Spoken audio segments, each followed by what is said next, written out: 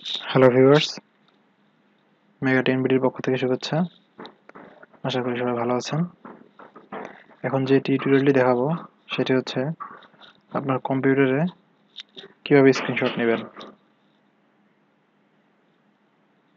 খুবই সিম্পল, একবার দেখলে পারবেন। তো চলুন দেখা যাক। আপনার কম্পিউটার অথবা ল্যাপটপের কিবোর্ডের ডান পাশে একদম উপরে কর্নারে একটা বাটন আছে, দেখবেন ডিলিট বাটন। এর পাশেই দেখবেন একটা বাটন আছে প্রিন্ট স্ক্রিন। সেই কিটার মধ্যে লেখা থাকে PRTSC, অর্থাৎ প্রিন্ট স্ক্রিন। তো আপনি যে পেজটি স্ক্রিনশট নিতে চান সেই পেজে যাবেন। কিছুই করতে হবে না, জাস্ট আপনার কিবোর্ডের প্রিন্ট স্ক্রিন বাটনটি একবার প্রেস করুন। আপনার স্ক্রিনশট নেওয়া অলরেডি হয়ে গেছে। এবার কিভাবে সেভ করবেন?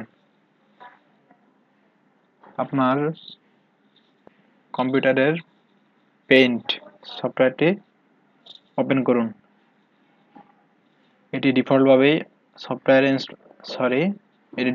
আপনার ল্যাপটপে ইনস্টল করা থাকে। যদি খুঁজে না পান, উইন্ডোজ বাটনে ক্লিক করে সার্চ করলেই হবে, PAINT, পেইন্ট। পেইন্টে যাবেন, পেইন্টে গিয়ে কন্ট্রোল ভি দিলেই পেস্ট হয়ে যাবে আপনার স্ক্রিনশটটি। যে ফুল পেজ স্ক্রিনশট নেওয়া হয়ে গেল। এবার আপনি চাইলে এর মধ্য থেকে যে কোনো একটি অংশ নিতে পারেন, ক্রপ করে সিলেক্ট রেক্টেঙ্গুলার। তাহলে আপনি নির্দিষ্ট কোনো একটা অংশ এখান থেকে সিলেক্ট করতে পারেন। এই যে এখন ক্রপে ক্লিক করলে ক্রপ এতটুকু হয়ে গেল। যে হাইলাইট করতে চান হাইলাইট করতে পারবেন, আরো ছোট করতে চাইলে ছোট করতে পারবেন, রোটেট করতে চাইলে রোটেট করতে পারবেন। এখানে অপশনগুলো আছে, আপনি দেখলেই বুঝতে পারবেন। তারপর এক্সিট করবেন।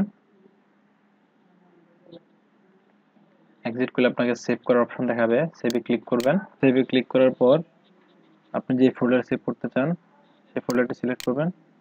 সাপোজ আমি এখন ডেস্কটপে সেভ করতে যাচ্ছি, ডেস্কটপ সিলেক্ট করলাম। তারপর এখানে আপনি একটা নাম দিতে পারেন, স্ক্রিনশট 1। আপনি যদি এটা পিএনজি ফরম্যাটে সেভ করতে চান তাহলে এটাই থাকতে পারে, অথবা আপনি জেপিজি ফরম্যাট দিতে পারেন। জেপিইজি ফরম্যাটে নেওয়াটাই ভালো। এই যে জেপিইজি দিলাম, তারপর সেভ দিলাম। এই যে হয়ে গেছে, দেখি এবার। এই যে এখানে সেভ হয়ে গেছে, দেখতে পাচ্ছেন। ওপেন করলাম, এই যে আমার স্ক্রিনশটটি ওপেন হলো। এইভাবে আপনি ফুল পেজ স্ক্রিনশট নিতে পারেন। তো আরো একটা ওয়ে আছে স্ক্রিনশট নেয়ার, সেটাও খুব সিম্পল। তো সেটা সুবিধা হচ্ছে আপনি যে কোনো একটি, অর্থাৎ আপনার স্ক্রিনের যে কোনো একটি অংশ আপনার ইচ্ছা মতো আপনার যতটুকু প্রয়োজন ততটুকু স্ক্রিনশট নিতে পারবেন।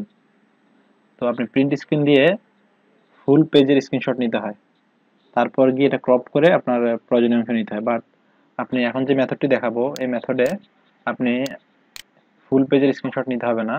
আপনি একদম প্রথমেই আপনার পছন্দ মতো যে যতটুকু দরকার ততটুকুর স্ক্রিনশট নিতে পারবেন, তারপর একবারে সেভ করে ফেলতে পারবেন। তো চলুন দেখা যাক। তো আমরা যে টুলসটি ইউজ করব সেটির নাম হচ্ছে স্নাইপিং টুল। তো সেটা আমার এখানে এনে রাখা আছে। আমি চাইলে এখান থেকে এক ক্লিক করে নিয়ে আসতে পারি। আর আপনাদের হয়তো এখানে এটা সেভ করা থাকবে না, তো আপনাদের এটা সার্চ করে আনতে হবে। উইন্ডোজ বাটনে বা স্টার্ট মেনুতে ক্লিক করবেন, ওখানে গিয়ে সার্চ করবেন, লিখবেন স্নাইপিং টুল, SNI, স্নাইপিং টুল।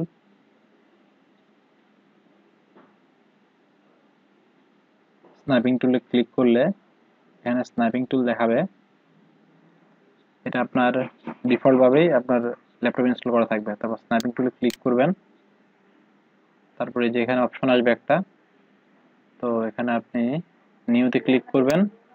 নিউতে ক্লিক করলে আপনাকে দেখাবে, আপনি ব্লার হয়ে যাবে ব্যাকগ্রাউন্ড। তো আপনি যতটুকু আপনি নিতে চান, যে অংশটুকু নিতে চান সেই অংশটুকুতে আপনার এই মার্কারটা নেবেন, নেওয়ার পর আপনি আপনার স্ক্রিনশটটা নেবেন।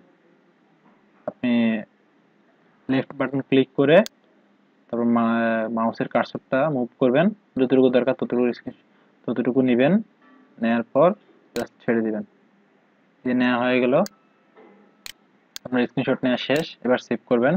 এভাবে সেভ করে ফেলতে পারেন, অথবা চাইলে আপনি যদি যে কোনো অংশ আপনি মার্ক করতে চান তাহলে মার্ক করতে পারবেন।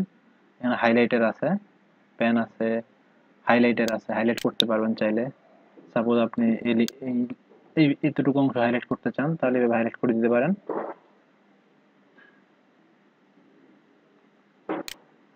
আর যদি কোনো নির্দিষ্ট একটি অংশ মার্ক করতে চান তাও পারবেন রেড পেন দিয়ে। এই যে এভাবে আপনি চাইলে আপনার যে অংশটুকু দরকার সেই অংশটুকু আপনি চাইলে মার্ক করে দিতে পারবেন।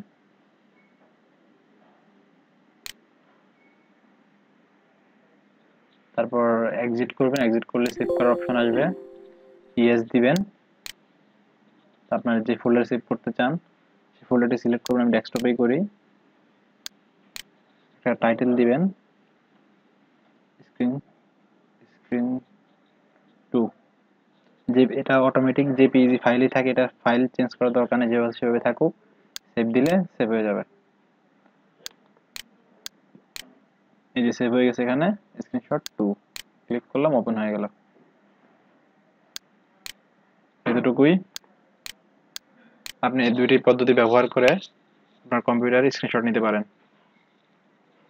তো আশা করি ভিডিওটি আপনাদের ভালো লাগবে।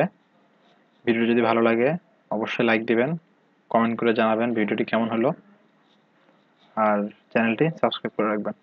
Thank you.